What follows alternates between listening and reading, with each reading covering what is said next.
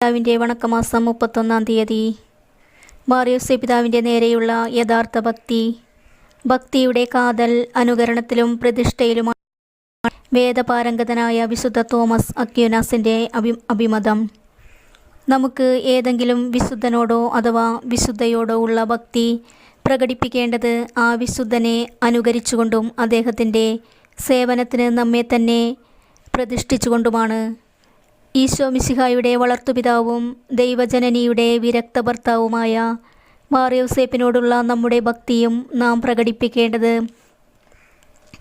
ആ വന്യപിതാവിനെ അനുകരിച്ചും അദ്ദേഹത്തിൻ്റെ സേവനത്തിനായി നമ്മെ തന്നെ പ്രതിഷ്ഠിച്ചുകൊണ്ടുമത്രേ.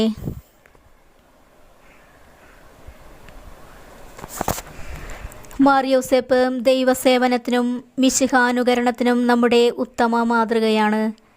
ദൈവപിതാവിൻ്റെ ഹിതം നിവർത്തിക്കുന്ന